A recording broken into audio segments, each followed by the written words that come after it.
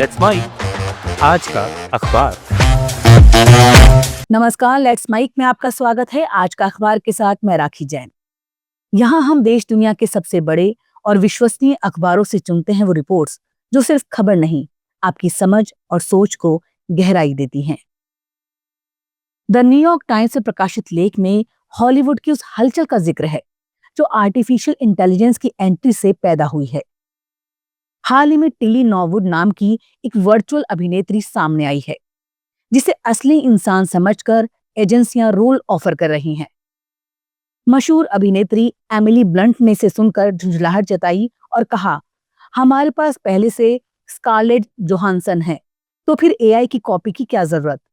लेकिन सच यही है कि हॉलीवुड के बड़े बड़े प्रोड्यूसर और एजेंट्स एआई को एक आसान और सस्ता विकल्प मानकर ललचा रहे हैं, क्योंकि वर्चुअल कलाकार कभी शिकायत नहीं करेंगे, कभी थकेंगे नहीं। लेख बताता है, ये बहस सिर्फ एक एआई अभिनेत्री तक सीमित नहीं है। असल चिंता ये है कि एआई अब एक साथ कई किरदारों, कई चेहरों और कई कहानियों को गढ़ सकता है। यानी इंसानी रचनात्मकता और मानवीय जुड़ाव धीरे धीरे मशीनों से बदल रहे हैं। एमिली ब्लंट और दूसरे कलाकारों का डर यही है कि अगर एजेंसियां और स्टूडियोज इस राह पर चल पड़े तो असली कलाकारों के लिए जगह घटती जाएगी और दर्शकों का अनुभव भी नकली होते होते खोखला हो जाएगा। इस बीच लेख एआई की दूसरी बड़ी हलचल ओपन एआई का सोरा ऐप का जिक्र करता है। ये ऐप इतनी असली जैसी नकली वीडियो बना सकता है कि लोग असली नकली में फर्क ही ना कर पाए। आतंकवादी हमले, चुनाव धांधली या किसी नेता का विवाद बयान, सब कुछ एक टेक्स्ट प्रॉम्प्ट से वीडियो में बनाया जा सकता है। विशेषज्ञों के मुताबिक इससे राजनीति और समाज में और ज्यादा अविश्वास फैलेगा, क्योंकि अब कोई भी वीडियो पुख्ता सबूत नहीं माना जा सकेगा। लेख का निचोड़ यही है कि हॉलीवुड हो या राजनीति, एआई जिस रफ्तार से आगे बढ़ रहा है वो हमारी सच्चाई और इंसानी रिश्तों की बुनियाद को हिला रहा है। माइक्रोसॉफ्ट के वैज्ञानिक जॉन लेनियर चेतावनी देते हैं कि अगर हमने असली और नकली के बीच स्पष्ट रेखा नहीं खींची तो धीरे धीरे इंसान अपनी अहमियत पर भी शक करने लगेगा, और अगर सब कुछ सिमुलेशन पर चलने लगे तो इस सभ्यता और इंसानियत दोनों के लिए खतरे की घंटी होगी। द गार्जियन में प्रकाशित लेख में ब्रिटेन की राजनीति पर पार्टी कॉन्फ्रेंस सीजन के असर की चर्चा की गई है। लेखक साइमन जेनकिंस याद दिलाते हैं कि किस तरह 1981 में सबको यकीन था कि मार्गरेट थैचर की राजनीतिक यात्रा समाप्त हो चुकी है। उस समय हालात भी बुरे थे, दंगे, महंगाई, गिरती लोकप्रियता और विपक्षी सोशल डेमोक्रेटिक पार्टी का जबरदस्त उभार। मीडिया और विश्लेषकों ने थैचर को गई गुजरी मान लिया था, लेकिन हुआ उल्टा। फॉकलैंड युद्ध और राजनीतिक चतुराई से उन्हें मजबूत बना दिया और आगे की जीत दिलाई। लेख इस उदाहरण से आज की स्थिति जोड़ता है। आज भी निगेज फराज की पार्टी रिफॉर्म को लेकर हंगामा है, मानो ब्रिटिश राजनीति उलटने वाली है। सर्वे बताते हैं कि उनका समर्थन बढ़ा है, लेकिन असलियत यह है कि उनकी ताकत 1981 की एसडीपी जितनी नहीं है। ऊपर से ब्रिटेन की चुनाव प्रणाली छोटी पार्टियों को बड़े स्तर पर बढ़त नहीं दिला पाती, यानी रिफॉर्म का जितना उभार दिख रहा है उतना ठोस है नहीं। लेखक का तर्क है कि कीर स्टार्मर के लिए स्थिति अवसर भी है। अगर रिफॉर्म कंजर्वेटिव पार्टी का वोट काटती रही तो लेबर पार्टी को 2029 में भी बढ़त मिल सकती है। स्टार्मर खुद फराज और रिफॉर्म को मीडिया में उभार कर चालाकी दिखा रहे हैं ताकि उनका असर लेबर से ज्यादा टोरिस पर पड़े। साथ ही लेखक संकेत देते हैं कि कंजर्वेटिव पार्टी अगर लीडरशिप बदल देती है और किसी तेज सर्रार नेता को लाती है तो लेबर के लिए मुश्किलें बढ़ सकती हैं। आखिर में लेख का मर्म यह है कि तीसरी पार्टियां ब्रिटेन की राजनीति में अक्सर शोर मचाती हैं, लेकिन लंबे समय तक टिक नहीं पाती। पार्टी कॉन्फ्रेंस के मौसम में माहौल जरूर उथल-पुथल वाला लगता है, पर असल राजनीति में संतुलन वही पाता है जिसके पास संगठन, धैर्य और रणनीति हो। इतिहास गवाही देता है कि सनसनी और अफवाहें भले सुर्खियां बटोर लें, पर स्थायी राजनीति कुछ और ही खेल है।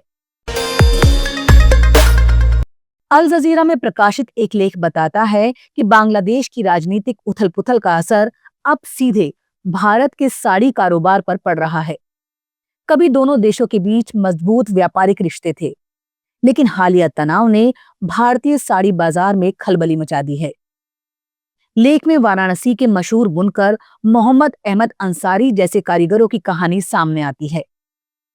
बनारसी साड़ी, जो महीनों की मेहनत और बारीक कारीगरी से तैयार होती है, बांग्लादेश में शादी ब्याह और त्योहारों पर खूब बिकती थी। लेकिन हालिया व्यापारिक रोक के बाद कारोबार आधा हो गया है। कई व्यापारी तो कहते हैं कि बांग्लादेशी खरीदारों से उनका लाखों रुपया फंसा हुआ है। वैसे भी नोटबंदी, महंगी बिजली और कोविड जैसी मार पहले ही इस धंधे को कमजोर कर चुकी है। अब हालत यह है कि बहुत से बुनकर रोजगार बदलने को मजबूर हैं। लेकिन दूसरी कहानी जरा अलग है। पश्चिम बंगाल के शांतिपुर और आसपास के इलाकों के साड़ी व्यापारी इस रोक से राहत की सांस ले रहे हैं। लंबे समय से बांग्लादेशी साड़ियों की सस्ती और बेहतर पैकिंग वाली डिमांड से उनका बाजार सिकुड़ रहा था, मगर अब ऑर्डर बढ़े हैं। बिक्री में 25% तक इजाफा हुआ है और व्यापारियों को उम्मीद है कि वो फिर से पुराने बाजार पर कब्जा कर पाएंगे। लेख का मकसद साफ है। बांग्लादेश की राजनीतिक हलचल सिर्फ सीमा के भीतर नहीं सिमटी, उसने भारत के लाखों बुनकरों और व्यापारियों की जिंदगी को सीधा प्रभावित किया है।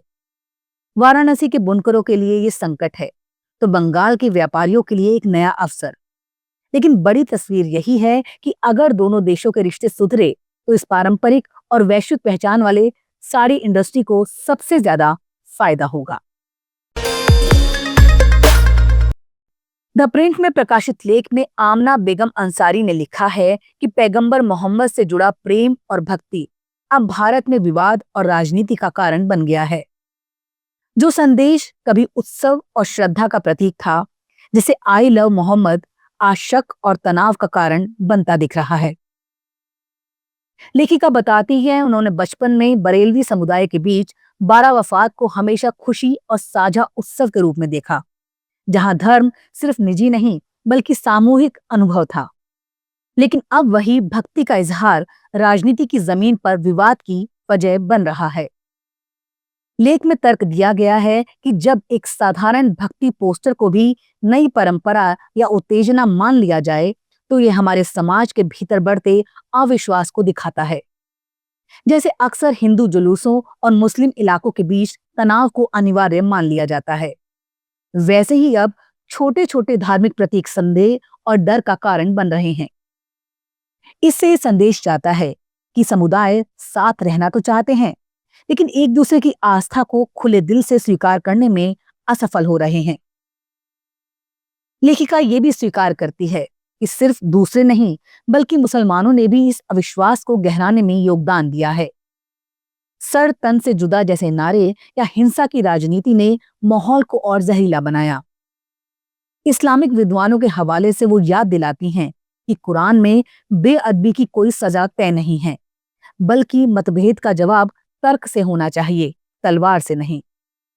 लेकिन जब आस्था को राजनीति का हथियार बना दिया जाता है तो भक्ति भी विवाद बन जाती है। लेख का निष्कर्ष यही है कि अगर त्योहारों और धार्मिक आस्थाओं को फिर से पवित्र और आनंद का जरिया बनाना है तो समुदायों को आस्था को राजनीति से अलग करना होगा। प्यार और श्रद्धा को नफरत या प्रभुत्व की राजनीति से बचाना होगा, वरना इस प्रतिस्पर्धी भक्ति में अंततः सभी हारेंगे, धर्म भी, सह अस्तित्व भी और आम लोग भी, जो बस शांति और सम्मान के साथ जीना चाहते हैं। आज का अखबार में फिलहाल इतना ही। देखते रहिए, सुनते रहिए लेट्स माइक। नमस्कार। आप सुन रहे थे let's mike more than radio. Follow कीजिए हमें हमारे सोशल मीडिया प्लेटफॉर्म्स पर। It's time for news. It's time for more than radio. Presenting the first radio news app, Let's Mic. Let's Mic, a news-based app on your phone where you get to watch and listen news, talk shows, interviews, radio show podcasts. On Let's Mic, you get all relevant information of TV